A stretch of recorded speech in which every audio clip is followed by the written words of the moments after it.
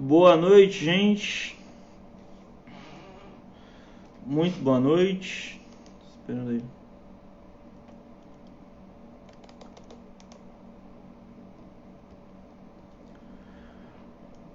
Boa noite, Anderson. Boa noite, gente. Daqui a pouco o Vinícius já vai entrar aí. Deixa eu mandar o link aqui para ele.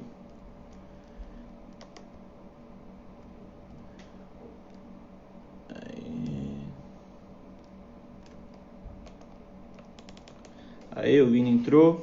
Vou convidar ele aqui para participar. Estamos com problemas técnicos, gente.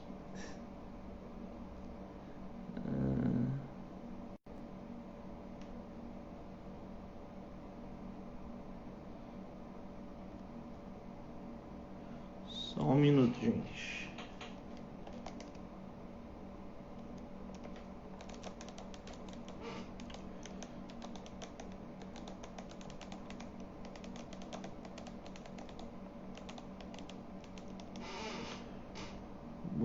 Boa noite. Só estamos aqui resolvendo as questões técnicas.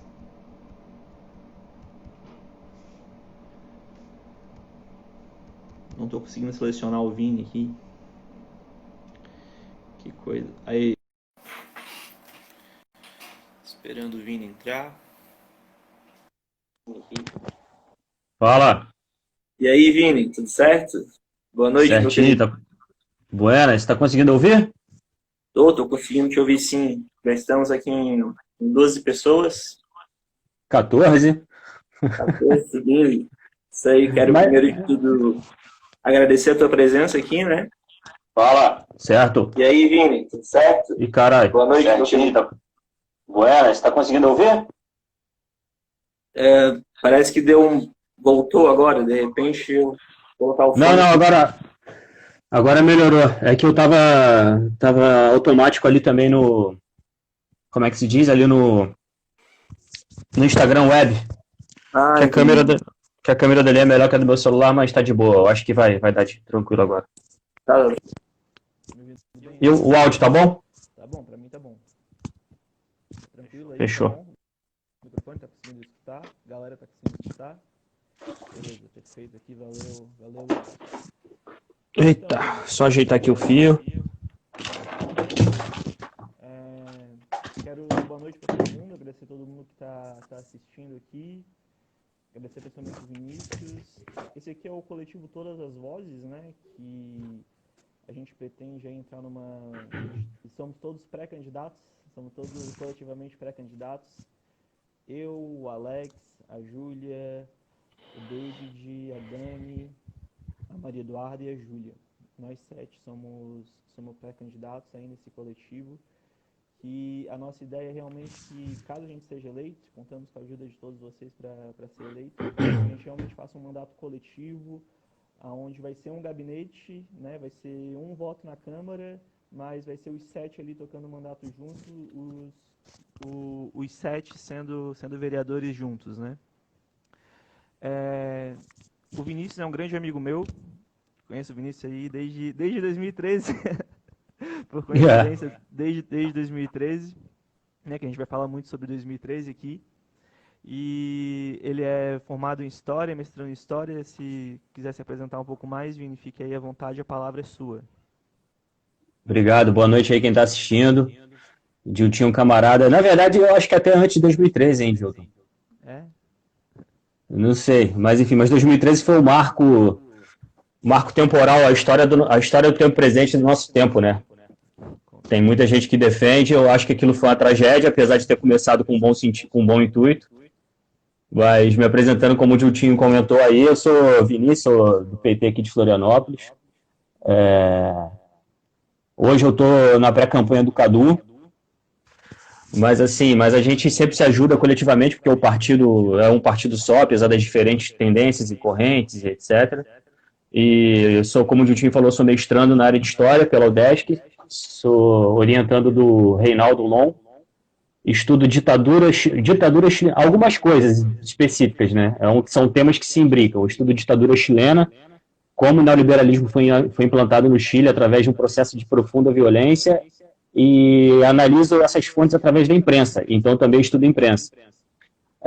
Então, assim, nada mais atual do que você estudar neoliberalismo, ditadura chilena, que a gente tem o Paulo Guedes aí, que trabalhou na ditadura chilena, o Bolsonaro, que exalta a ditadura chilena, e o processo de mídia disso tudo, né? Ainda mais nessa época de fake news, etc. E logo hoje, né, por acaso hoje a gente teve uma operação da PF por conta da fake news. Nosso querido Luciano Hang teve uma visita hoje de manhã, né? Então, mas mais pra frente a gente fala sobre isso. Vamos começar aqui, já pra galera que tá assistindo aí, saibam que vai ter alguns assuntos meio polêmicos, o Vini tá por dentro do roteiro já, né? Mas já que a gente tá analisando aqui tudo que ocorreu desde 2013, vamos começar com da onde veio o bolsonarismo e o que ele tem a ver com as tais jornadas de junho de 2013. Então, iniciando o assunto, o Diltinho falou que vai ter alguns assuntos polêmicos, eu quero que vocês não se assustem, porque eu vou falar coisas para chocar mesmo, eu não tenho medo de polêmica, eu sou de uma outra ala da esquerda, eu sou da esquerda que eu não acredito no amor, eu acredito na vingança. Eu acho que é isso que está faltando contra o bolsonarismo, por sinal também. Eu acho que o bolsonarismo é um processo cultural. Eu e um professor específico lá da Universidade Federal da Bahia, o Rodrigo Pérez, a gente trabalha com conceito e não é querer a gente se achar com isso enfim, ou falta de modéstia, mas quando todo mundo começou a tratar o bolsonarismo como fenômeno político, eu acho que nós fomos as duas primeiras pessoas a começarem a bater na tecla de que o bolsonarismo era um fenômeno cultural. E com isso a gente fez um apanhado, e foi extremamente polêmico, a gente apanhou e apanha muito até hoje por causa disso, mas assim, a gente que está produzindo ciência academicamente, a gente não tem que ter medo de apanhar, a gente tem que metodologizar os nossos estudos, as nossas pesquisas cientificamente, mas não pode ter medo de entrar em bola dividida muitas vezes. O que pode acontecer é com que as pessoas discordem e submetam artigos para rebater, ou que rebatam publicamente, mas não é crime você estudar ou pesquisar algum tema, contanto que você tenha um método científico para isso. O nosso método, aliás, a nossa hipótese, é de que o bolsonarismo é um fenômeno cultural. E foi por isso que ele chegou à presidência de forma tão fácil.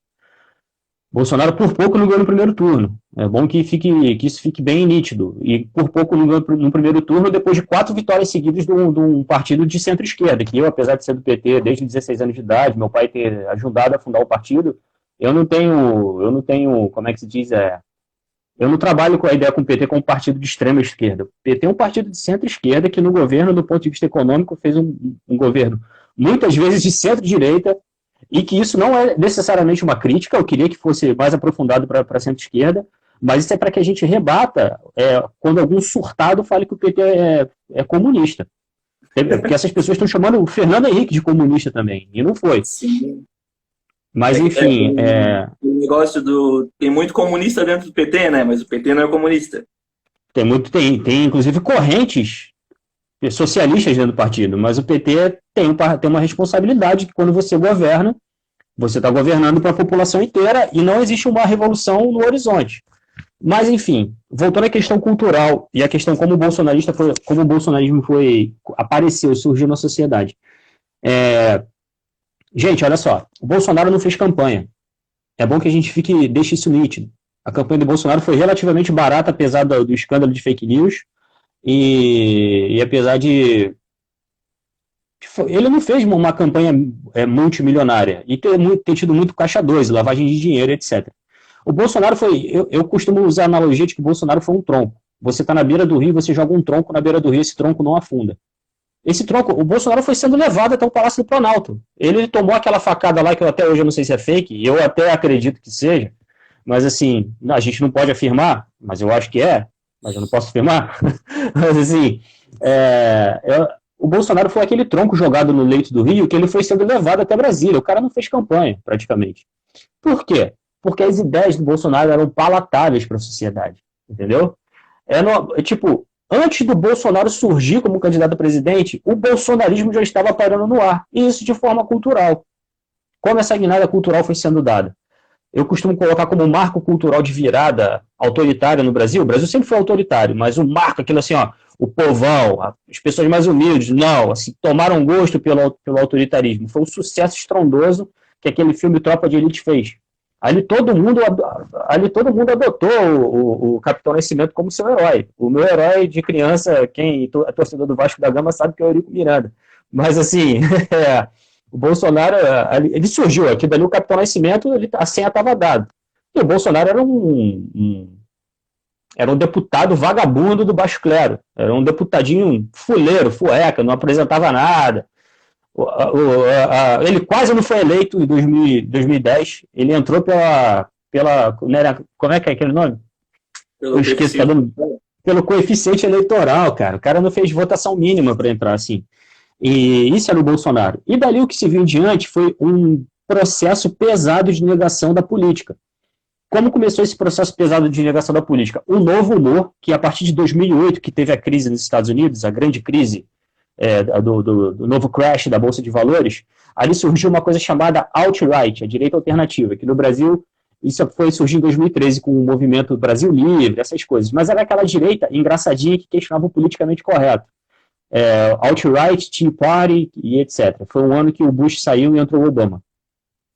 O que acontece ali à direita, aquele crash de 2008, foi a grande segregação mundial entre o conservadorismo clássico, que virou esse olavismo maluco aqui no Brasil, e o liberalismo. O liberalismo como a gente compreendia. Me parece que a partir dos anos 70, com a implementação do neoliberalismo no mundo, 73 no Chile, 79 na Inglaterra, 80 nos Estados Unidos. Me parece que existia uma grande imbricação, uma grande união entre liberalismo e conservadorismo. Em 2008 isso dissipou. E por que é importante falar nisso para a gente chegar no bolsonarismo? Porque essa metodologia de ação da direita e da extrema-direita, isso chega no Brasil, de certa forma, com o bolsonarismo, culturalmente falando. Então, pronto. Em 2010, na campanha entre Dilma e contra José Serra, o José Serra trouxe para cá um indiano chamado Ravi Singh. Quem lembra da campanha de 2010 deve lembrar disso. O Ravi Singh começou a espalhar fake news pelo e-mail. Na época não tinha WhatsApp, era por e-mail. E ali, o Lula com 93% de aprovação popular, o que o José Serra trouxe para esse método de campanha? Em 2010 voltou a ser tratado questões morais. Isso voltou para o cerne do debate político. Aborto, religiosidade, que a Dilma, teoricamente, falavam que a Dilma era lésbica, e se fosse também não teria problema, mas a nossa sociedade via isso como um problema, que ela era abortista, etc. Ali, o germe da teocracia já começou a ser implantada, e você junta com isso com o avolumamento da paixão do brasileiro pelo autoritarismo. Tudo isso vai se imbricando culturalmente. E o que começa a surgir pós-2010? Um fortalecimento muito forte da classe C brasileira, e a classe C brasileira jovens de 20 e poucos anos, 18 anos de idade, começa a assistir de forma incessante o UFC, CQC, Pânico no Rádio, Pretinho Básico.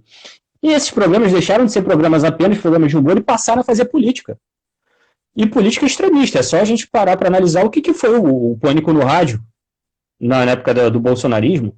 Todo dia o Pânico deixou de ser um programa apenas de humor para ser um programa de política de extrema-direita, como toda a Jovem Pan virou. E tudo isso virou a questão cultural. Então, quando o Bolsonaro, quando surge em 2013, aí entrando em 2013 agora, quando surge as marchas de junho de 2013, beleza, começa com uma pauta teoricamente justa, que é pelos 20 centavos, e questionando toda aquela questão das obras da Copa do Mundo, das Olimpíadas, etc., e 20 centavos para lá, para cá, para cá, lá, para cá. Só que a gente já estava num processo onde nossa juventude já era uma juventude proto-reacionária, e não apenas isso. E a ideia de moralização extrema da nossa classe média já estava posta com o julgamento do Mensalão, que foi em 2012, da AP 470. E ali o Joaquim Barbosa, sem provas para incriminar o José Dirceu, contundentemente, importou da Alemanha, do Tribunal de Nuremberg, para prender nazista, uma lei chamada Teoria do Domínio de Fato. A teoria do domínio de fato era um completo absurdo. A teoria do domínio de fato, basicamente, uma lei para prender criminoso de guerra, foi usada para prender o José Dirceu, que não tinha crime comprovado. Tinha a palavra de um réu confesso, que era o Roberto Jefferson, contra ele, e o processo de lawfare, que era 24 horas por dia a Rede Globo falando que o José Dirceu era ladrão, José Dirceu era ladrão, ladrão, etc. E ficou como se fosse. Pois bem, 2013, ou qual foi a grande responsabilidade de 2013 no bolsonarismo? 2013 ajudou, 2013, como é que se diz, metodologizou, ensinou a extrema-direita a ir para a rua. Eu acho que o Diltinho lembra, eu dando porrada em 2013 no Facebook, sozinho, apanhando pra cacete, apanhando igual um boi ladrão. Eu falei, gente, pelo amor de Deus, saia da rua, bandeira do Brasil. E a gente começando a ver, Nós sem dois. partido. Nós dois, eu sem partido, a galera sem partido. Eu falei, não, cara, se não tem partido é fascismo, pô. Eu posso ir com a bandeira do PT pra lá, se eu quiser. Aí não, vai ser espancado quem for com a bandeira do partido. E a galera de esquerda, tu lembra bem, apoiando essa porra. Beleza, MPL, Movimento Passe Livre, não quer a bandeira vermelha, só a bandeira do Brasil, tranquilo. Eis que, num belo dia, no Ticem, uma companheira aí da UFSC, da Universidade Federal de Santa Catarina, com uma bandeira do MST, foi espancada. Foi espancada no terminal de integração do centro por um monte de careca com bandeira do Brasil. Uma menina sozinha, franzina, menor de idade, foi espancada, ficou desacordada e foi levada ao hospital universitário e ficou em coma induzido. Ali, e o pessoal de esquerda continuou na rua por meses, a fio, mas ali eu falei, ó, aquilo que nós estávamos avisando aconteceu. A gente, sem querer, a gente ensinou a direita que a direita não saía às ruas, a direita não fazia manifestações. Nós ensinamos a direita a sair às ruas novamente. Essa é uma autocrítica que a gente tem que fazer. A autocrítica não é a autocrítica do PT ter governado com o PMDB, porque eu nunca vi a direita fazendo autocrítica. A gente tem que fazer autocrítica de ter ensinado a extrema-direita a sair às ruas. E acabou acontecendo isso que acabou ajudando a dar o que tá dando. Se vocês forem ver os métodos, esse pessoal que vai todo domingo, igual, tá certo que é meia dúzia de gente, mas não importa. Mas a questão como a mídia operacionaliza isso, como a mídia operacionaliza o fato de ter gente nas ruas defendendo o presidente, é o mesmo método. Porque quando a CUT contra a reforma trabalhista do Temer levou 80 mil para Brasília, foi solenemente ignorado.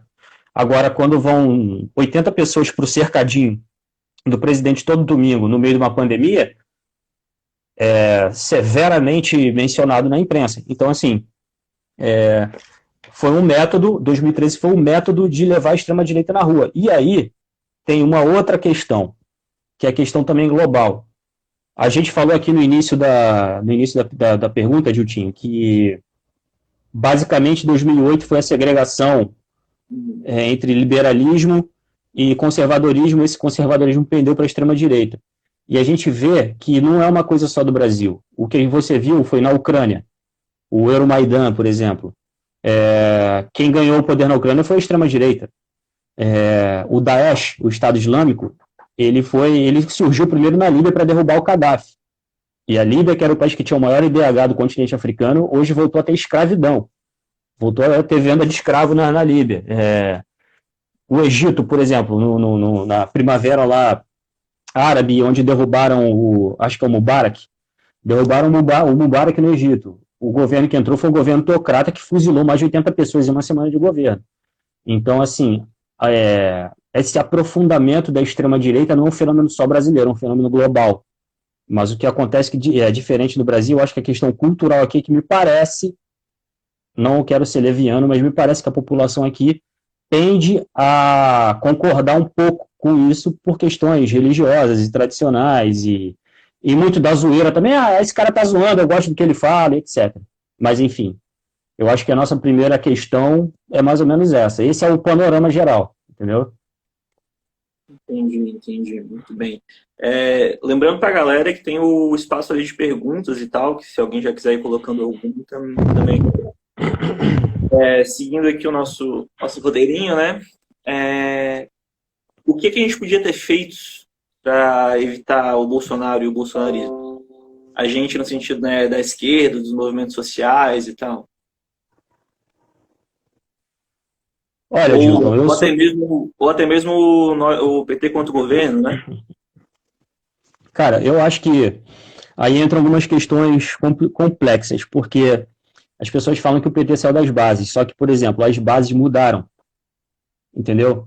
Eu lembro que uma vez eu estava fazendo panfletagem 5 horas da manhã contra a reforma trabalhista numa garagem de ônibus aqui na Grande Florianópolis, e os cobradores e motoristas rindo, zoando, falaram assim, cara, eu não vou ler um papel, porra, manda isso daí por WhatsApp, entendeu?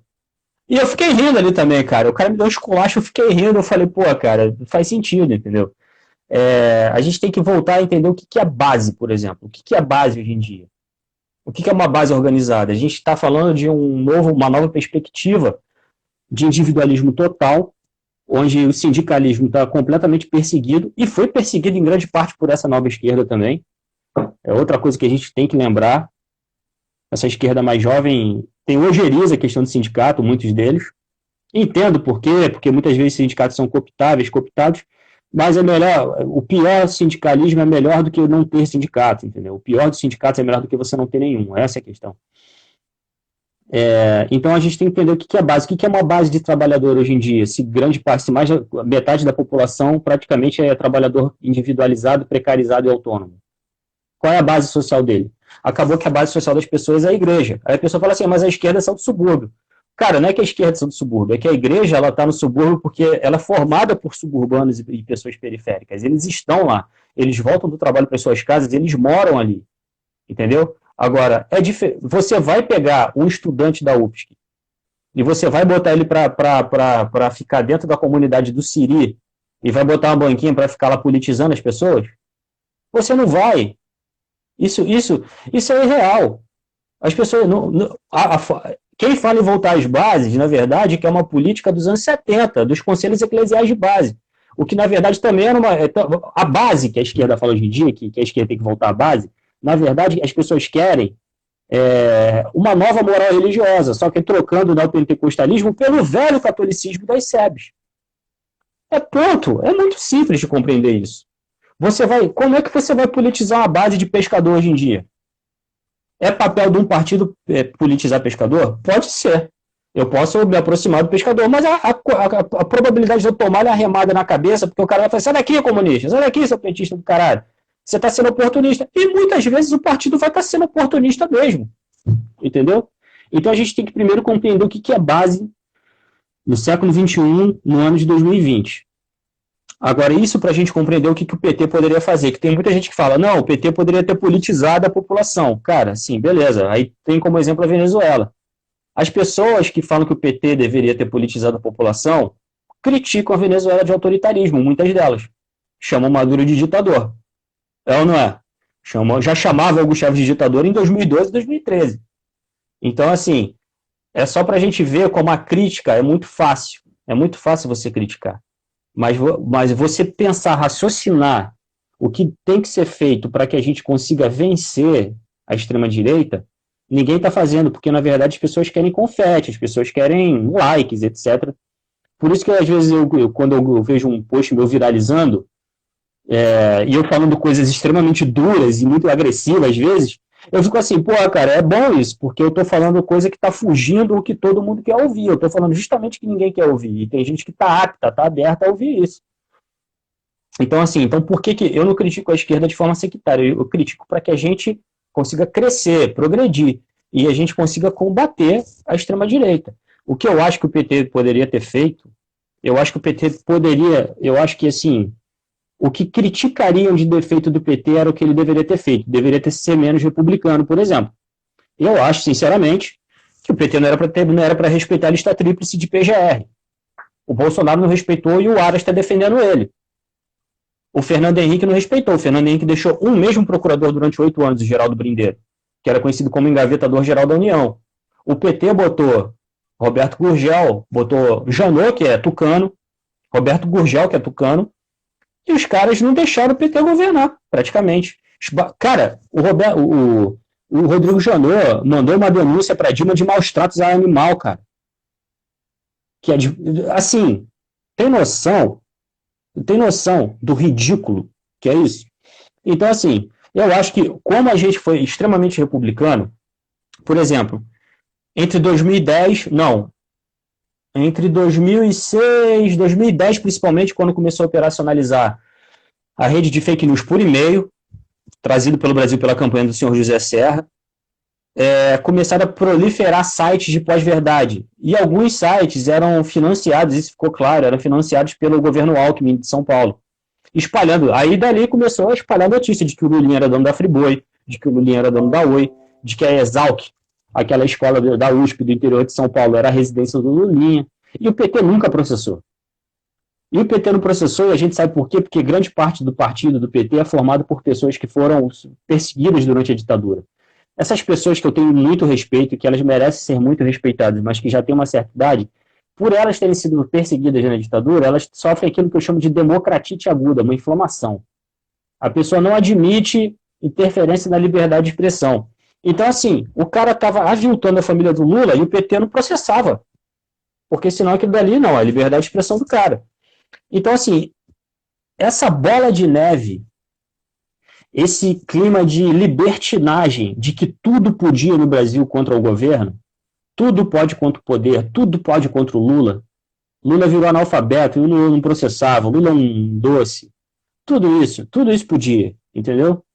Isso criou um clima perfeito, um ambiente fértil para proliferação de absurdo, e que hoje vira essa coisa de terraplanismo. Não, é a minha opinião.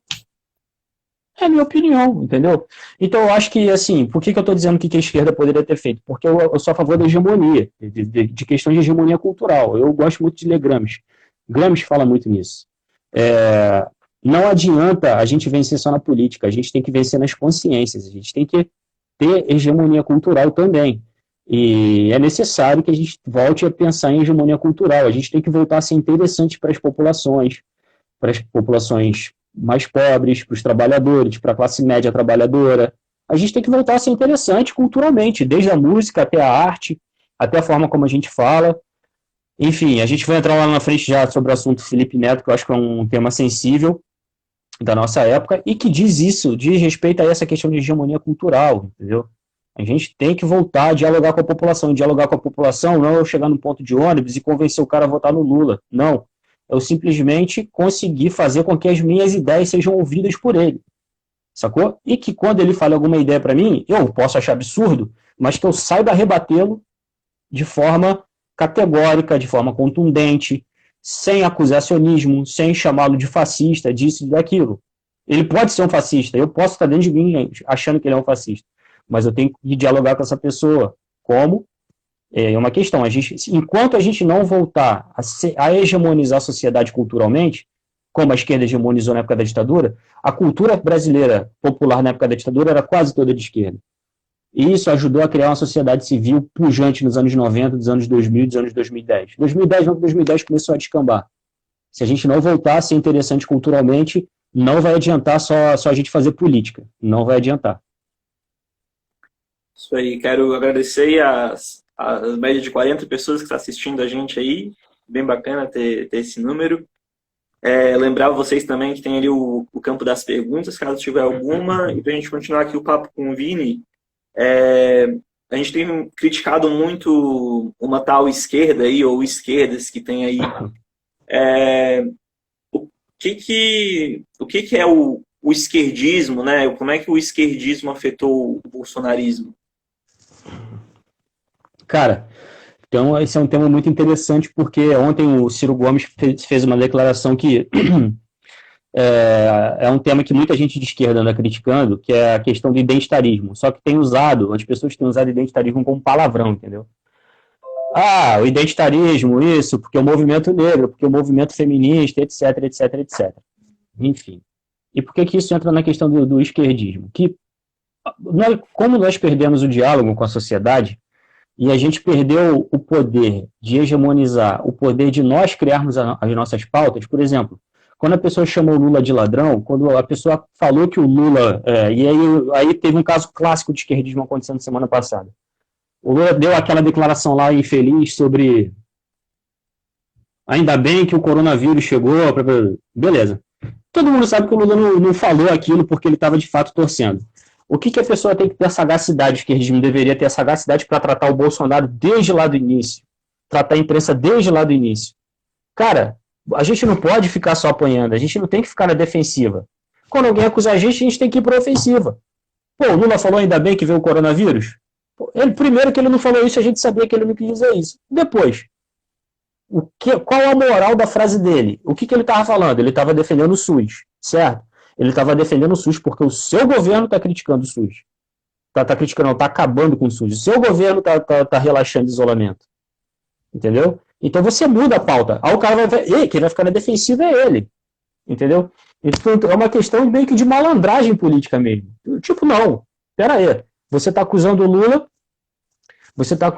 de uma coisa, mas na verdade o que o Lula quis dizer foi outra. Então o safado é você. E não tem que ter medo de chamar o cara de safado. Tem que chamar de safado. Tu é safado, cara. Entendeu? Porra, não pode ficar só, não, mais amor, por favor. Não, eu não posso. O Bolsonaro tá aí, cara. E outra coisa, os caras estão fazendo meme, dancinha do caixão. Os caras estão querendo conquistar o coração, estão querendo dialogar com uma horda fascista que está fazendo dancinha de caixão todo domingo. Entendeu? É com esse tipo de gente que eu devo ser pautado? Ah, porque o Lula falou merda, foda-se, o Lula tirou 50 milhões de pessoas da miséria. Se o Lula não falou merda, eu falo por ele. Tem que ser mais ou menos. Você tem que ir para a ofensiva. Se você ficar na defensiva, é isso que deu em Bolsonaro, entendeu? Você não pode ficar apoiando dessa gente, porque é aquilo, vamos supor, é o que eu costumo falar. Teve um deputado do PT lá no Rio de Janeiro, Jorge Babu, que é um cara ligado a, assim, um cara autoridade de subúrbio. Se tivessem 40 Jorge Babus no Rio de Janeiro, entendeu? Ao invés de 40 Alessandro Molon, o Alessandro Molon é muito bonzinho. Aí os caras cagam na nossa cabeça, sacou? Então, assim, então a gente tem que botar medo. As pessoas têm que ter um pouco de Maquiavel. Só é respeitado quem é temido no mundo da política. Não existe vácuo de poder, entendeu? Então essa é uma questão do esquerdismo. A gente tem uma moral liberal que a gente critica. Todo mundo que é de esquerda diz que é socialista.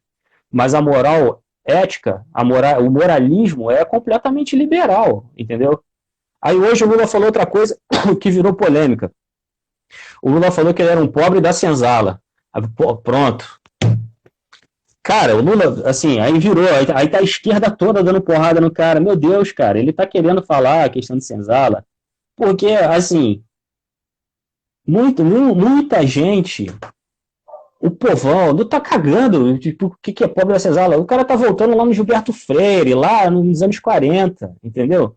O Lula não está fazendo problematização racial em relação a isso. Sacou? Então, assim, aí os caras ficam dando porrada. Gente, o governo Bolsonaro está aparelhando a Polícia Federal. A Polícia Federal ontem pegou um cara que era bolsonarista até. A Luísa está até comentando aqui embaixo: moralismo e culpa cristã. É exatamente isso. É a esquerda que se diz tão ateísta é cheia de culpa cristã. E isso congela, trava a gente. A gente não tem que ter culpa cristã, a gente tem que agir mais como o Ho Chi Minh. A gente tem que partir para o ataque, a gente só tem que ter escrúpulo com nossos companheiros. Com a extrema-direita não tem que ter escrúpulo, porque os caras são fascistas, porra, entendeu? Tipo, os caras, depender deles, eles querem me matar. Querem matar o Diltinho, querem matar todo mundo que está aqui assistindo. É isso que se trata, entendeu? Aí você vai ter escrúpulo com um cara que está armado enquanto está com estilingue. Não tem que ter escrúpulo. É simples, entendeu? Tipo, é muito, muito simples. Então, assim, a Lula falou hoje da questão da senzala, que ele era um pobre de senzala. Cara, o cara nasceu na casa de barro, perdeu um dedo trabalhando, foi para São Paulo no pau de arara, catou chiclete da chão, foi engraxate, foi trabalhador, foi contra a ditadura, foi preso na ditadura. Eu vou ficar problematizando que o cara falou que ele era um pobre de senzala que chegou ao poder. Ele era um pobre mesmo, ele não viveu numa senzala porque não era escravo, mas viveu numa situação de quase escravidão no sertão, porra. Entendeu? Então, assim, qual é o sentido de você ficar problematizando um tiozão internamente? Gasta sua energia para dar porrada no Bolsonaro. Entendeu? Então, eu acho que é essa uma das questões crassas e graves do esquerdismo na nossa sociedade. E de, por exemplo, outra coisa, a gente tem que ter foco, método. Como é que você faz uma pesquisa? Quando você trabalha, o que você faz? Você tem que focar em alguma coisa. Você tem que. Qual é o meu objetivo? O nosso objetivo agora é qual? A gente ganhar o poder?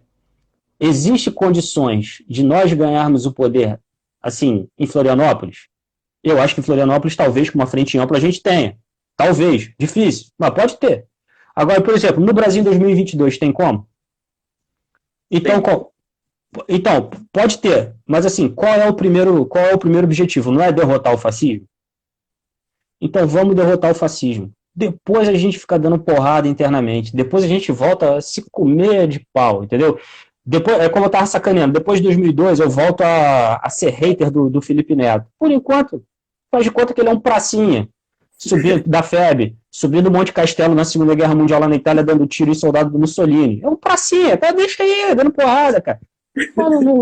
Entendeu? Mas não vou ficar criticando, não vou ficar criando narrativa. E quando eu digo que eu acho que qual é o papel do esquerdismo para ajudar a combater o Bolsonaro, nossa responsabilidade e etc. É assim, saiu a caralha do vídeo da reunião.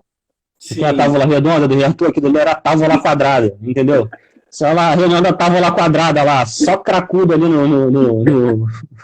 só cracudo lá na parada, um falando mais merda que o outro. Cara, esse governo tem uma coisa incrível. Se o cara é racional não, que o Mandetta era um safado também. Mas assim, o Mandetta só defendia a ciência, foi demitido.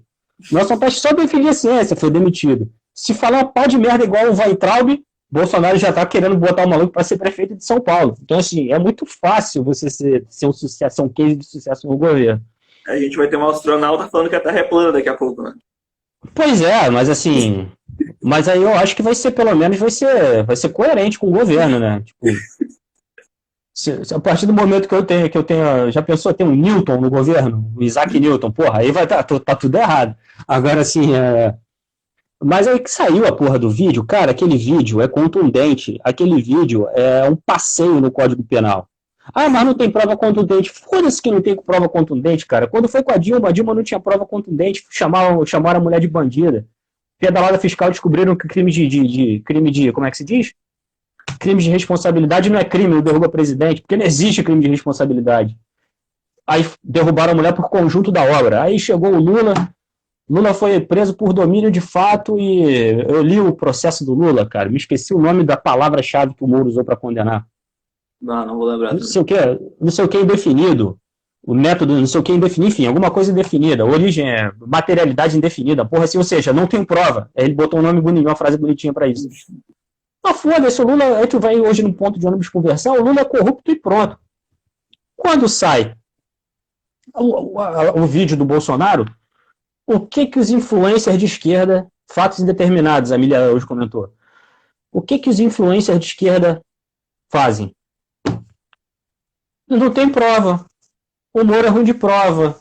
Nossa, os bolsominions adoraram, os robôs do Bolsonaro adoraram o vídeo. Meu Deus, o Bolsonaro só ganha. Não, cara. O vídeo é uma merda pro Bolsonaro. Joga ele contra as instituições. E mesmo que não seja, mesmo que o vídeo fosse maravilhoso pro Bolsonaro, ele falou uma pá de merda ali.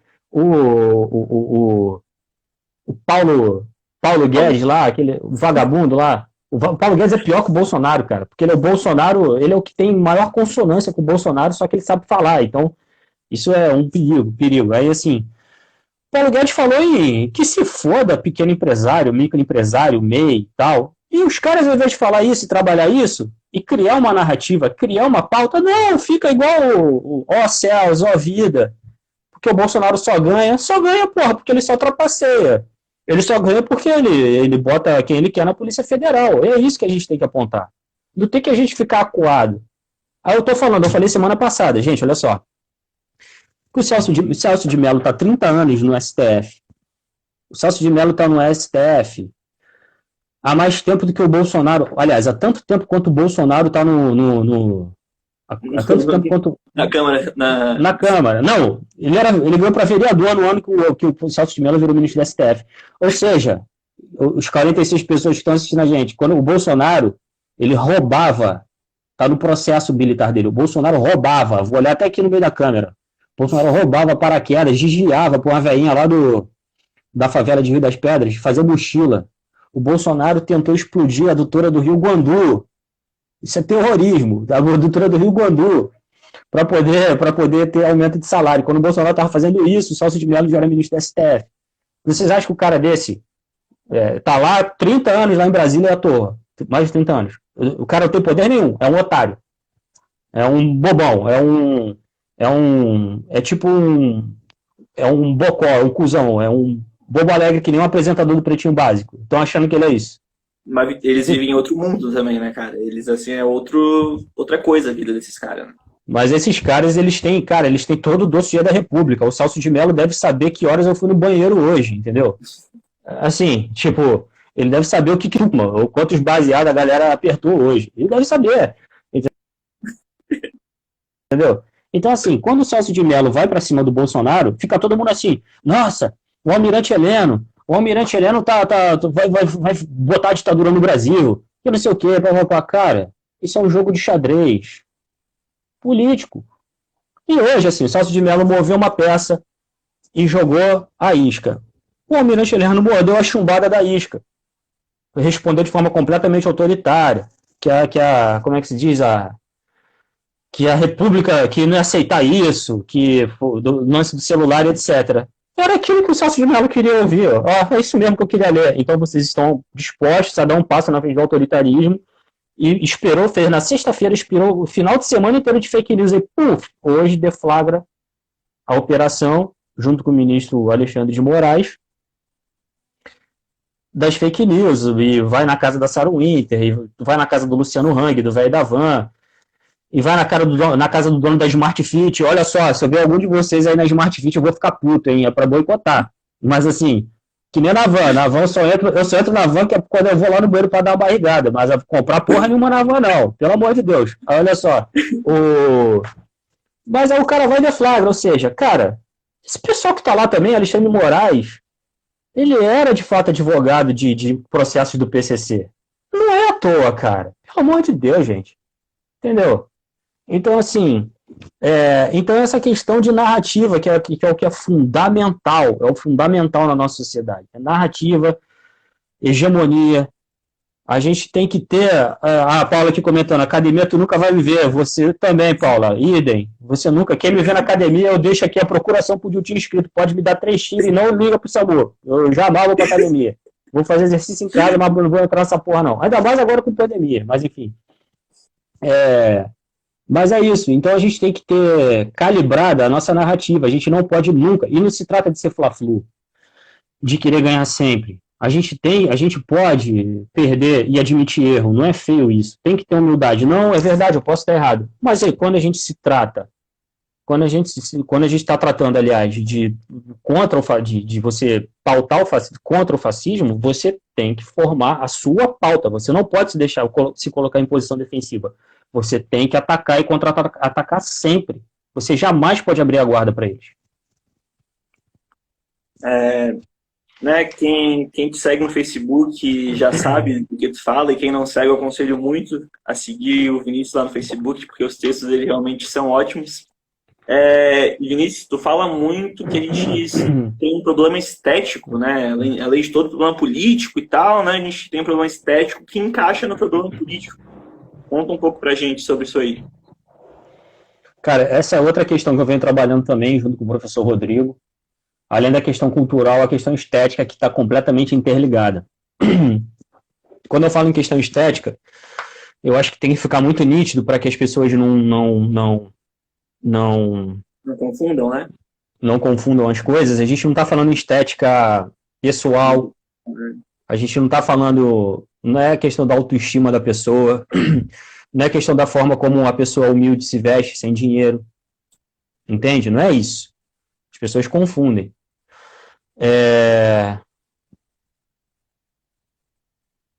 Eu tô bloqueada. Não sei.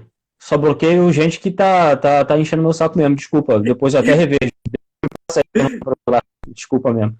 Porque também às vezes é complicado. Ficar recebendo 900 mensagens por dia, metade xingando é foda. Mas assim, a questão estética que eu acho que é importante, que, por exemplo, toda a questão do bolsonarismo ele está amarrado numa questão estética muito latente. É a questão da cafonice, é a questão desse verde e amarelo, desse patriotismo absurdo, horroroso, cafona, entendeu? Né? Patriotismo que não é patriota. O patriotismo que não é patriota. Quando a gente fala da questão estética, quando a gente vê, por exemplo, um Luiz Miranda USA virando deputado, e as pessoas adotando a estética americanizada dele. Eu não tenho nada contra a americanização. Nada mesmo, não tô sendo hipócrita aqui não. Apesar de eu achar que, por exemplo, é absurdo a gente adotar o Halloween na nossa, como se fosse uma coisa nossa. E, ok, você pode curtir o Halloween, não tem problema. Só que a gente tem o Cosme Damião, que era a mesma porra que o Halloween quase, de dar doce e tal, entendeu?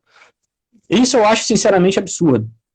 Mas assim, mas eu não tenho nada contra a cultura dos Estados Unidos. Grande parte das. Eu gosto de rock pesado como eu gosto de samba de raiz. E grande parte das bandas de rock pesado são dos Estados Unidos. Então, não tem muito essa coisa. Mas o Luiz Miranda USA, ele está professando uma ideia de uma elite emergente. O que é essa elite emergente?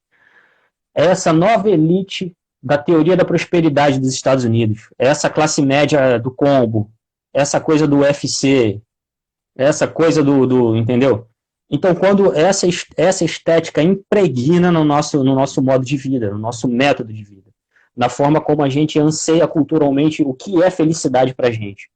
O que é felicidade pra gente hoje é ser aquele moleque brasileiro que está lá em Miami, como o Luiz Miranda USA. E o que acontece? Por trás da estética tem um consumo. E o consumo não é neutro. O consumismo não é neutro. O que a gente consome diz respeito a um lado ideológico nítido. E os nossos modos de consumo de música, de roupa, de vestimenta, já falei aqui de roupa, de filme, de lazer, isso diz respeito a qual é o lado ideológico que a gente está se portando. Eu não estou querendo generalizar, querendo dizer que todo mundo que luta livre é bolsominion. Mas hoje essa é uma estética cultural bolsonarista. Isso é um fato. O sertanejo universitário, eu até escuto alguns, um ou outro, enfim, apesar de detestar, mas tem um ou outro que eu acho maneiro, não tem vergonha de falar, não tem que ser um motivo de tabu isso. Mas o sertanejo universitário tem uma estética bolsonarista, quer as pessoas queiram ou não, e eu não estou sendo preconceituoso em afirmar isso, entendeu? Você cancelar esse debate querendo dizer que eu estou sendo elitista, ou querendo dizer que eu estou generalizando, é que é o absurdo. Não é absurdo eu falar que 99% de quem produz sertanejo universitário é bolsominion. Defende armamentismo. Na semana que teve enchente em Belo Horizonte, que centenas de famílias perderam a casa, o tal de Gustavo Lima, meio que num sadismo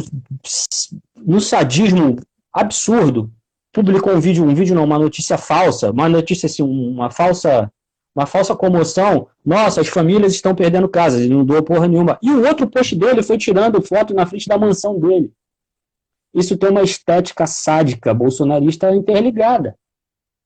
Entendeu? Então, assim, de certa forma, e por que isso se atrela à questão cultural? A estética que hoje é culturalmente palatável e que culturalmente faz a cabeça de grande parte da sociedade é essa estética bolsonarista. E a gente, nós de centro-esquerda, de esquerda, progressistas, voltaremos a ser populares quando a nossa estética for imposta. E é por isso que eu acho que a gente tem que voltar a gostar de coisas bonitas, entendeu? De coisas belas. E coisas bonitas não é você falar que uma pessoa é feia e outra é bonita.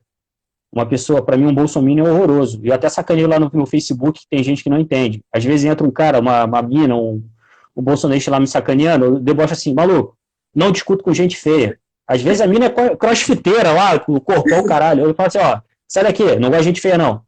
Aí o nego fica, como assim? Então quer dizer que tu tá falando mal? Eu sou gorda, não sei o quê, eu sou gordinha.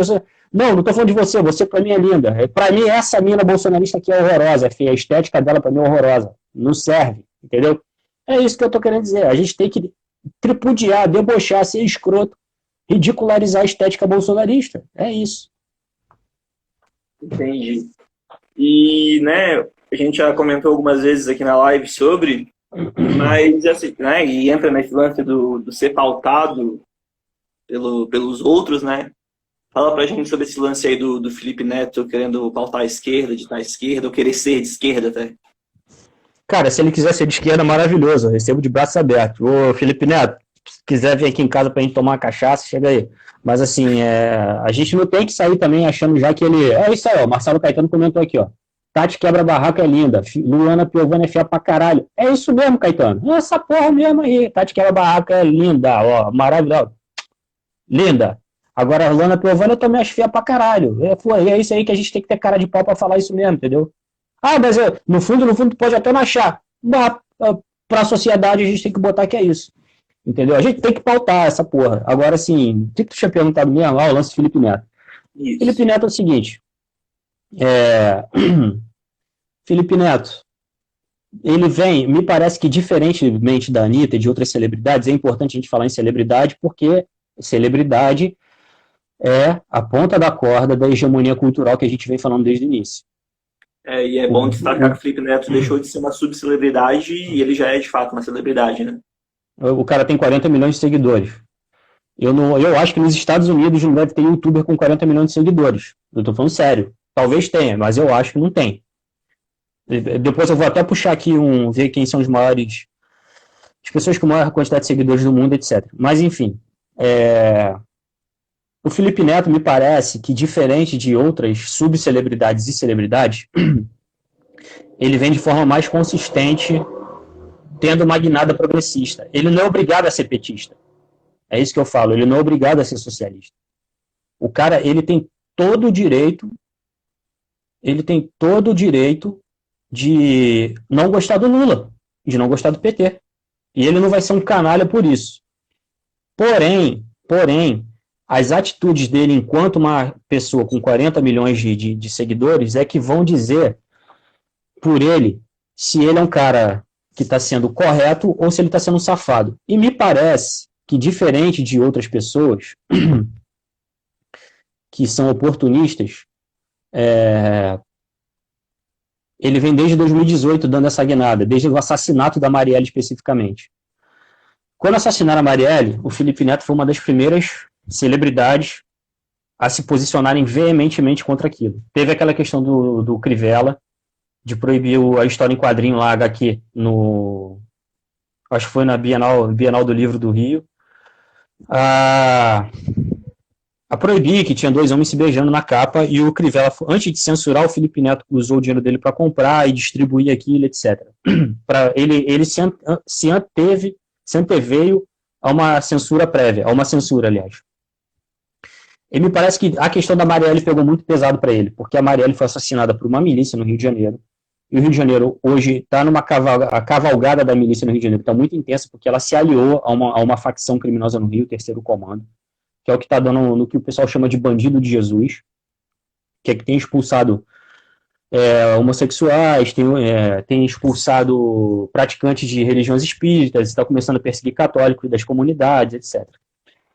E ali o Felipe Neto passou a dar uma guinada. Depois, ele passou a ser ameaçado de morte, teve que tirar a mãe dele do Brasil. A família dele passou a ser ameaçada por bolsonarista. Depois, começou a ser atacado por gente do MBL quando ele se posicionou contra a reforma da Previdência e contra a reforma trabalhista. Aí, me parece que o que aconteceu esse ano foi o grande boom, assim. Comemoração do Dia das Mulheres, as milícias do MBL, do Partido Novo, falaram, você não é um cara que está defendendo, está contra a reforma da Previdência, está a favor do direito das mulheres, etc. Eu quero ver, teus funcionários são do CLT? O que ele fez?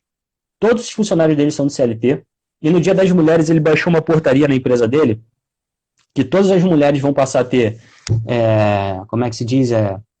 licença maternidade indeterminada, até ela se sentir de boa, voltar para o trabalho. Pode ser compartilhada com o marido. Gente, isso é quase Escandinávia. E assim, e não apenas isso. Cada criança tem uma poupança de 10 a 15 mil. Me parece que uma pessoa que toma esse tipo de prática, toma esse tipo de atitude, não é apenas oportunista. Me parece que ela está se politizando de fato. Entendeu? Mas ainda assim, é uma pessoa que a gente não pode deixar de esquecer as merdas que ele falou no passado. Só que a gente não tem que falar as merdas que ele falou no passado no ponto de vista acusatório e botar o dedo na cara. Só se ele continuasse praticando aquilo. A gente não pode perder de vista o que ele era, mas a gente não pode negar o apoio de um cara desse. É muito melhor uma pessoa que tem 40 milhões de seguidores, está contra o Bolsonaro, está falando o que é fascismo, ele está dando o nome de fascismo a fascismo, milhões de crianças o seguem, entendeu? Do que ter um cara desse contra a gente. E é isso que os grandes setores da nossa militância não compreenderam, sacou? E o Ciro Gomes tentou surfar na onda dele, Ciro Gomes, coitado, Ciro Gomes tá mais perdido que. Tá igual uma biruta de aeroporto. Cada hora vai pro lado, né? Tá perdidinho, coitado. Mas assim. Então, assim, a gente vai concordar com ele em tudo? Não. Não vamos. 2022 ele pode votar no Amoedo? Pode, ele se fode. Vota no Amoedo, vota no Emael, anula o voto, vota no Macaco Tião, não vota, enfia o dedo no rabo, faz o que quiser e confirma. Mas use seus 40 minutos para dar porrada no Bolsonaro. Tá excelente, entendeu? Pra galera aí que não te segue no Facebook, contextualiza aquele post que tu falou sobre a aula e tu vai botar um vídeo do Felipe Neto e tal. Explica aí pra galera sobre isso. É simples. O Felipe Neto deu uma declaração praticamente explicitando da forma dele. Ó, a Kathleen comentou aqui agora, ele brigou com a Amoedo hoje no Twitter, quero até ver isso. Muito boa essa briga. Essa briga, assim, ó. Obrigado. É o UFC do bem, caralho. Entrou a porra da bunda aqui agora, 772.0, hein? Tá igual, virou live de funk 150 BPM essa porra, mano. Mas olha só, o Felipe, ele falou lá de uma forma bem didática o que era fascismo. Enfim, quando eu voltar da aula para criança de 12, 13 anos de idade, que inclusive é a aula que eu prefiro, a faixa etária que eu mais gosto de dar aula é 12, 13, 14 anos de idade. Eu não gosto de dar aula para adolescente porque eu odeio jovem. Eu gosto de criança. Jovem eu acho que é uma merda. Mas assim, eu acho que jovem é muito abusado, quer ficar batendo boca pro professor, cara quatro, cheio de vontade. Eu gosto de criança, porque criança é engraçado, é zoeiro, é mais legal. Criança lá de 13 anos, toca o terror. Bora botar a rodinha punk aqui na sala, na maior paz, etc. Você tá formando um moleque ali também, tudo, assim, inocência. Se algum aluno meu de 13 anos perguntar, ô professor, o que é fascismo? Eu vou falar, vamos ter uma aula sobre fascismo hoje. Eu vou botar um vídeo do Felipe Neto, cara. Todos eles gostam de Felipe Neto. Porra, Paulo Freire, você ensina a pessoa com os métodos de ensino dela, entendeu? Aliás, com aquilo que ela é a realidade dela. Com a realidade dela, você ensina ela muito mais fácil. Meus alunos, quem é que gosta de Felipe Neto? 40. Bota lá o vídeo de Felipe Neto falando o que é fascismo. Depois a gente vai adentrar sobre o que é fascismo concretamente. Agora, setores da nossa esquerda, infelizmente, quer que a gente leia Norberto Bobbio para as crianças, cara. Não tem condições. Nem eu entendo o Norberto Bobbio direito, porra. Imagina um moleque de 13 anos. Entendeu? Porra, não tem condições. Então, assim, o que o Felipe Neto tá fazendo para mim, para nós, pra gente, é principalmente esses vídeos dele, é como é que se diz? É um manual prático. Dá para recortar aqueles vídeos todos, ó. Ó, molecada aqui, ó. É isso, bota aqui. É isso, bota aqui. É isso, bota aqui. Acabou. Rapaz, isso vai me poupar o trabalho quando eu der aula. Você não tem noção. Coisa boa. Agora a gente vai sair bem pouquinho do nosso roteiro aqui, né? Que senão a gente ia precisar, mas tem mais umas coisas aí. Agora indo mais lá para a questão do vídeo. Sobre especificamente a fala da Damares, de prender governadores e prefeitos.